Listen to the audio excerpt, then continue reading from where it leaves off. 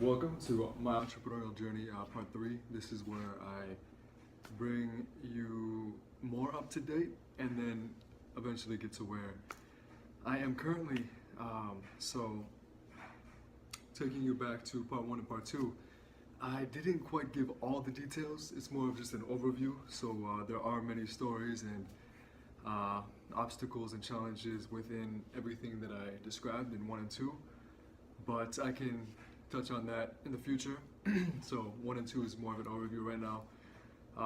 As of part three, building off of where I left off, I was working at the Ritz-Carlton in Sarasota, Florida, and I was working on building a foundation of personal branding for an athletic role, as an entrepreneur, and also developing speaker. I wanted to get into speaking on a couple subjects, but I couldn't exactly determine what subjects I wanted to focus on.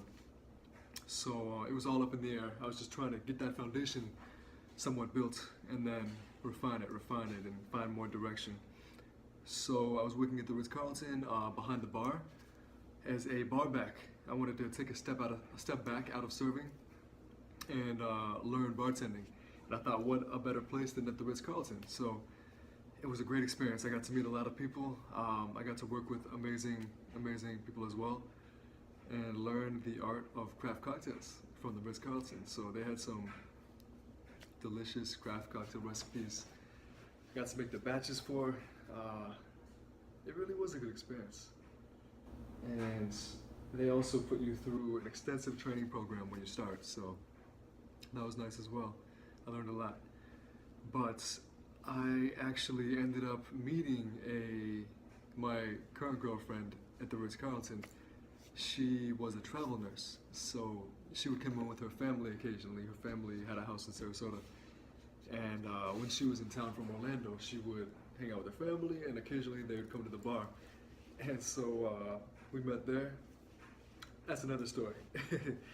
But anyways, we started dating, things started moving quickly, and she was about to start traveling, and I had told her that I was actually about to start traveling on my own as well, because I wanted to minimize my bills to the bare minimum, and then save a little more money, and I was about to take off and sort of do the same thing and travel, get a job in another city, to meet people, network, while continuing to work on my building the foundation elsewhere, because you learn so much from traveling. It's the experiences you have, the new surroundings. It's just, traveling has so much to offer. But anyways, so we started dating, and she ended up moving in with me not too long after that, in order to take the stipend with travel nursing to make more money. So she didn't take their housing when her housing ended. She moved in with me. Things worked out great. I started valet parking at the hospital to make more income, because I had my friend's wedding in Germany that summer. So I was trying to save as much money as possible, get things lined up. And so I would wake up at 4 in the morning. I would go to the hospital and valet park people's cars. And then from there, I would come home a little bit, go to the gym, and then go to the Ritz-Carlton. And it was cool because I got there at 5 a.m., from 5 a.m. to either 10 a.m., 5 hours, or 5 a.m. to 1 p.m. I would valet cars. But the first 3 hours, there would be nobody around. So I literally would just stand at the podium. I'd have my book, I'd have my phone, I'd have my audiobook, and I would literally just study for 3 or 4 hours, and I'd get paid for it. So it was pretty cool. No one wanted the morning shifts, but I loved the morning shifts, because we all pulled our money. So the people that worked later when it was busy, I pulled money with them when I worked and got study time. So it was a great opportunity, actually. So I got paid to study, and then eventually to make things simple, my car I ended up getting rid of. And it was sort of a sacrifice I needed to make. It was starting to fall apart, and I needed the extra income at the time, so I sold my car, and I got a Walmart bicycle. So from then on, my form of transportation was a Walmart bike. and that thing took some abuse, surprisingly. So I'd ride that to work occasionally if I didn't get a ride, and sometimes I'd even ride it all the way to the Ritz-Carlton, which was like 9 or 10 miles away, and it really wasn't that bad. I'd get to work and I'd be all sweaty, change my shirt. It was a funny chapter for me, a very funny chapter. I remember I had to drive. I had a gun as well that I sold, and in Florida, you don't have to sell it at a gun store. You can literally just sell it anywhere you like, as long as you get some paperwork signed. And so, I rode my bike with the gun in my backpack to the Lakewood Ranch area, which was about 15 miles away. And there was a storm coming too, so I rode it all the way to this parking lot of this restaurant where I used to work, and I met the guy who I was going to sell it to in the parking lot, and I sold him my gun in his car basically, and that money helped, and so I rode from there home, but the storm hit, so I was riding my little Walmart bicycle with my backpack and a little raincoat on, and it was like a tropical storm, and I remember my tire popped, and so I'm pedaling along, and I'm barely moving, the wind's blowing on me, and I finally got home, hours later, 30 miles later. I can't remember how many hours it took me, but it was a challenge. But despite the challenges in that chapter of my life, how difficult things were, I enjoyed it, and I feel like I grew a lot from it. But anyways, moving on, I lived in a house with my girlfriend and one of my closest friends, and we had so much fun. One of my closest friends, he would have parties all the time, so I'd come home and there'd be 30 people in the house, and that was a lot of fun. But anyways, a few months after that, we took off, my girlfriend and I, to our first destination, which was Los Angeles. And it was quite a road trip. This was sort of the road trip that would make us or break us, because we had only been together about 6 to 8 months. And you never take a trip across the country with somebody that you haven't known that long. And that's something serious. You can't even it's difficult to take a road trip for more than a few hours with even friends. So we took off and we went all the way. We stopped in New Orleans. We explored New Orleans for a night, and then we went from New Orleans to Dallas, Texas. Then Dallas, Texas, we spent the night, and we went to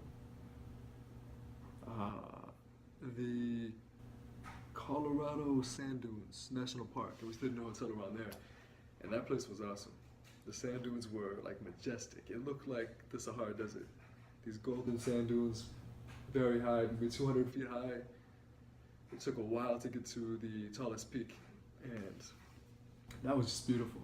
I mean, most people don't realize how amazing the beauty of the desert really is, especially at sunrise or sunset. It's really powerful. It's definitely a scene you don't forget. So, oh yeah, and I had brought my longboard, my trusty longboard that saved me so many times when I was living in Miami as a source of transportation. When my car would break down and I have to push my car or leave my car somewhere, I would ride this longboard like 15 miles. So anyways, this longboard that I had broke, I wanted to make it into a sandboard for this exact occasion. So during the road trip, I was duct taping it up, making it ready to be used as a sandboard. I duct taped two shoes, angled on the longboard, and we got there. I was so excited to try it. So we get up to the very tallest peak, and the sand, it had rained, surprisingly, for a desert a night or two before, so the sand wasn't quite as dry as it should have been.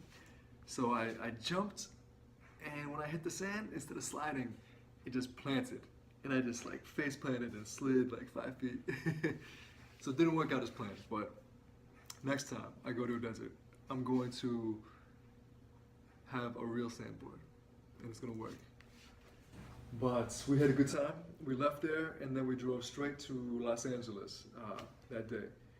And my girlfriend's company, for being a travel nurse, put us right downtown in these amazing apartments, very expensive apartments. I think it was over a couple grand a month for the apartments rent, but thankfully the company takes care of the housing. So they put us right downtown, these expensive apartments on the, what floor was it? I think it was like the 4th floor. And it was really nice. I got to know the guy at the front desk really well, and then one of our neighbors I became really good friends with. And I found out recently how entrepreneurial he is. And then another neighbor who lives in the building would make movies with the guy who also works part-time in the building, who was the filmographer. And together they had this team and they'd make these movies. And so I ended up jumping in on a movie that they made in Los Angeles. When in Los Angeles, gotta be in a movie. So the area was it made me experience Los Angeles homelessness for the first time. I wasn't aware. To the right, less than 2 blocks, was the largest homeless population in the U.S. called Skid Row, and we had no idea. So we were walking around one night, and all of a sudden, there's all these homeless people. There's tents. It's like tents everywhere, and it was so sad, especially because most of those people are mentally ill. But it was not what you would expect. There's hundreds of homeless people. So we lived right next to that, which was really sad. Sometimes some of them would come up towards our way, and yeah, it was crazy. But the opposite direction was very nice, and it actually led up into the financial district. So anyways, backtracking, we moved in, we got settled in. I was exploring the area. When she worked at Cedars-Sinai, a very top of the line facility, hospital. And so I went applying to all different jobs, restaurants,